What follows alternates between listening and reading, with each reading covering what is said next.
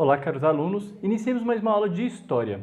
Nesta aula, nós falaremos a respeito das duas primeiras constituições do Brasil. Uma na época em que o Brasil ainda era uma monarquia, ou seja, aquela que foi elaborada logo após a independência do Brasil, em 1822. E a outra, a segunda, já era quando o Brasil era uma república, em 1889. Aqui eu vou me prender um pouquinho só nas duas constituições para a gente não alongar muito a aula, né? Não vou entrar aqui nos detalhes nem da independência do Brasil, nem no detalhe da proclamação da República. O objetivo aqui é a gente avaliar, analisar de maneira bem resumida as características das duas primeiras constituições do Brasil.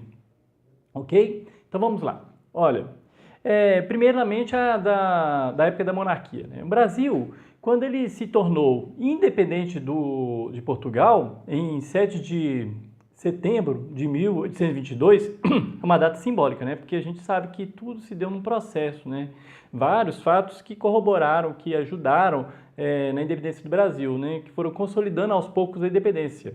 Entre eles a gente fala, por exemplo, o Dia do Fico, em 9 de janeiro, a gente cita o 4 de maio, quando Dom Pedro determinou que as ordens dele teriam que ser cumpridas, ou seja, se Portugal mandasse alguma ordem, ela só poderia ser obedecida se ele homologasse essa ordem, assim por diante. Mas vamos ao que interessa, a Constituição do Brasil, né? Então, ou seja, a partir do momento em que o Brasil se tornou independente de Portugal, o que aconteceu? Ele poderia fazer suas próprias leis, né? Então, em maio de 1823, foi formada uma Assembleia Constituinte. Essa Assembleia era formada por deputados de várias províncias brasileiras. E ela se reuniu no Rio de Janeiro para elaborar uma Constituição para o Brasil. Depois de intensos debates, os deputados acabaram aprovando um projeto de Constituição que limitava os poderes de Dom Pedro I, proibindo, inclusive, de dissolver a Câmara dos Deputados. Vocês acham que ele ia aceitar isso? Lógico que não. Dom Pedro I ele reagiu prontamente. Ele mandou seus soldados fecharem a Assembleia e prenderem todos os deputados que estavam ali reunidos. Olha, ele não ia aceitar isso, né? Ele ficou exatamente por causa porque ele queria manter o seu poder. Aí ele vai aceitar a limitação dos seus poderes? O fechamento da Assembleia vai provocar um enorme descontentamento em todo o país. Dom Pedro ficou indiferente a isso, né? Então, ele tomou uma medida autoritária. Ele nomeou 10 pessoas de sua confiança, né? Então seria o Conselho de Estado. E ele vai encarregar essas pessoas de escrever uma Constituição a prazo de 40 dias. E aí sim, nós temos a primeira Constituição do Brasil, que foi outorgada por Dom Pedro I, em 25 de março de 1824. Ela adotava a monarquia hereditária, criava 4 poderes, que eram o executivo, o legislativo, o judiciário e o moderador, ou seja, não era só os 3 poderes, que a gente conhece muito bem, né? O poder executivo, qual que era a característica dele? Ele era exercido pelo imperador e pelos seus ministros, e sua função era de administrar o país, de uma forma bem genérica. O poder legislativo, exercido pelos deputados e senadores, tinha a função de elaborar, discutir e aprovar as leis. O cargo de senador, por exemplo, era vitalício, ou seja, durava toda a vida. E o de deputado era o único, né? Ele durava 4 anos. Né? Então, o senador é durante toda a vida e o de deputado, de 4 em 4 anos, você teria que mudar. O poder judiciário era exercido por tribunais juízes. Sua função era fiscalizar a aplicação das leis. Os magistrados do Supremo Tribunal, eles eram nomeados pelo imperador. Então, a gente vê algumas semelhanças com os poderes existentes hoje.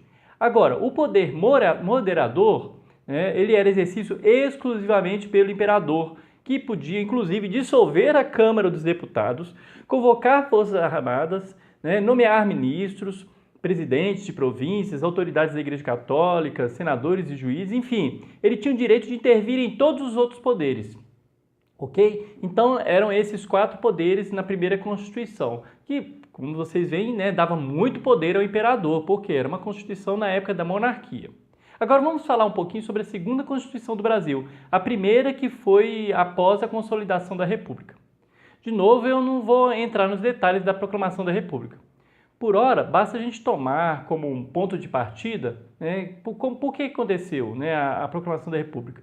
A gente sabe que foi a insatisfação que as classes médias, né, vamos dizer classe média, né, as pessoas da média sociedade tinham com a monarquia, e principalmente dos latifundiários, né? Eles queriam participação política nas decisões. Isso vai possibilitar, inclusive, o movimento republicano ganhar força e destituir a monarquia por Deodoro da Fonseca, que era um militar, né? E seus soldados.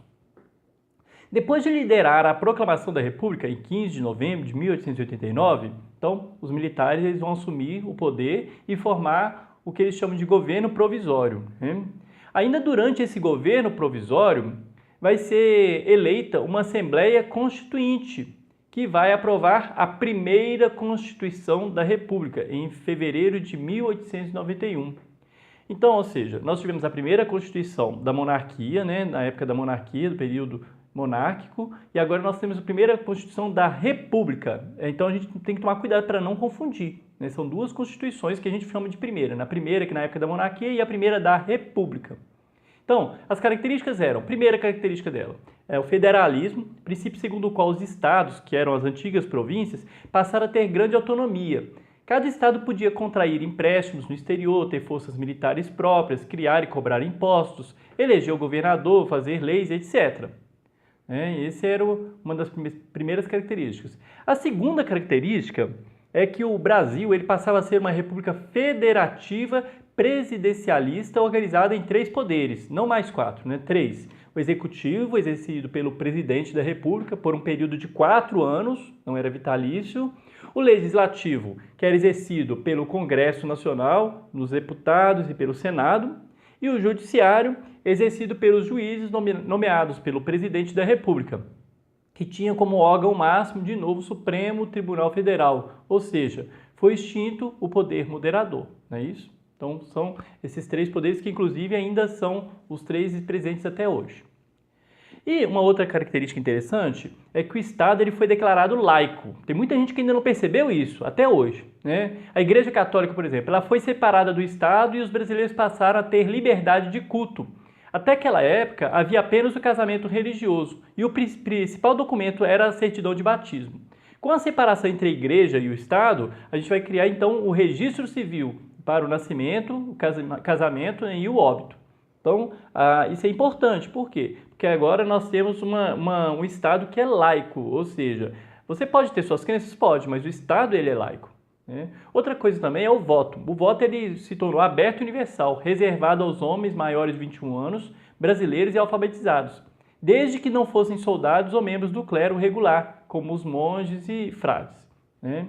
Então, os latifundiários finalmente tiveram influência no texto da Constituição e ela acabou deixando brechas. Para quê? Para o voto de cabresto, que funcionou durante vários anos, né? E em alguns lugares no Brasil remotos ainda funciona, né? Aquele voto do coronelismo, né? Que as pessoas elas são obrigadas a votar em quem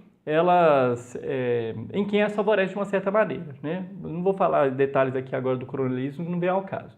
Então, era só para falar mesmo das características principais dessas 2 constituições do Brasil, né? A primeira do período monárquico e a segunda do período republicano.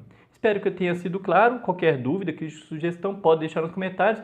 Gente, também tem um e-mail aí, né, na descrição. Quem tiver dúvida, né, a qualquer momento, pode mandar no e-mail. Não quer se expor nos comentários? Mande um e-mail que a gente ajuda no que for possível. Até a próxima aula.